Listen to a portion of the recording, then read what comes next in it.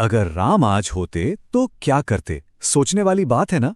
आज के इस विश्लेषण में हम इसी गहरे सवाल में उतरने वाले हैं। देखिए, अक्सर हम इतिहास को सिर्फ पुरानी कहानियों की तरह पढ़कर छोड़ देते हैं, लेकिन अगर कोई सच में अपनी जिंदगी बदलना चाहता है तो उसे राम से सीखना चाहिए, क्योंकि ये सिर्फ कोई राजा रानी की कहानी नहीं है, बल्कि ये जिंदगी जीने का एक पूरा का पूरा तरीका है, एक ब्लूप्रिंट है।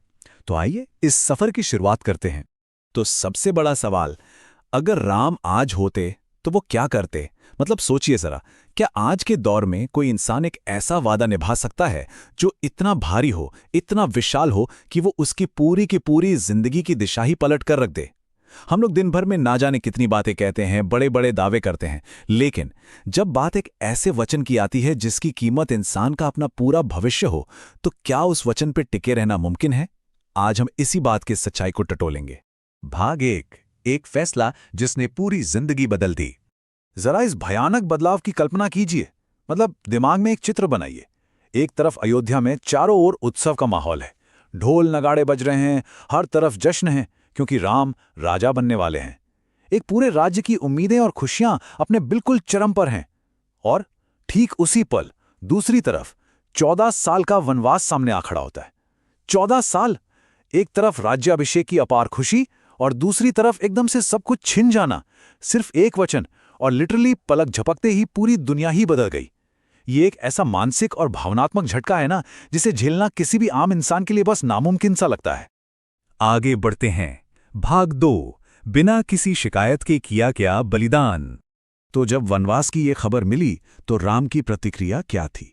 बिल्कुल बिना कोई सवाल किए उसे स्वीकार कर लेना। ना कोई गुस्सा, ना कोई विरोध और ना ही कोई शिकायत। जरा रुक के सोचिए इस बारे में। आमतौर पर क्या होता है, जब हमारा कुछ चिंता है तो इंसान सवाल करता है, बगावत पर उतर आता है, राइट? लेकिन यहां पूर्ण संयम देखने को मिलता है।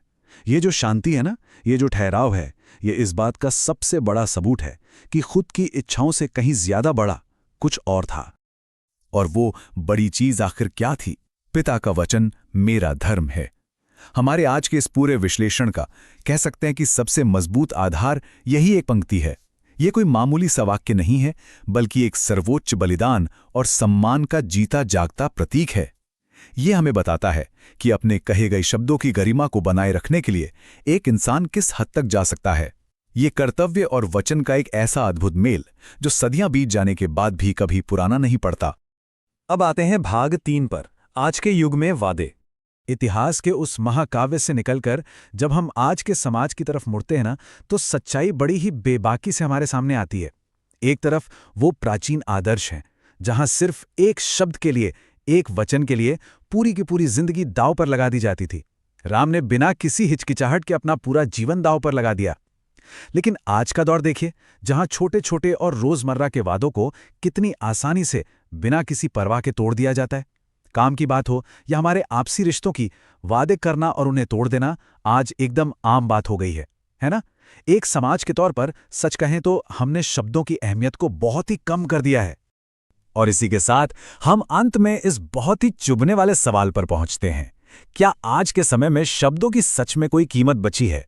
क्या हम अपने ही कहे गए शब्दों के प्रति उतने सच्चे रह गए हैं? इस विचार को आज हम यहीं छोड़ते हैं। ये गहराई से सोचने का समय है कि हम अपनी जिंदगी में वादों को कितनी गंभीरता से लेते हैं। देखिए, सत्यनिष्ठा की ये बातें कभी पुरानी नहीं होती, और अगर कोई सच में अपनी जिंदगी में बदलाव लाना चाहता है तो उसे अपने शब्दों की कीमत को पहचानना ही होगा। उम्मीद है कि इस चर्चा से हम सभी को कुछ नया सोचने और समझने का अवसर जरूर मिला होगा।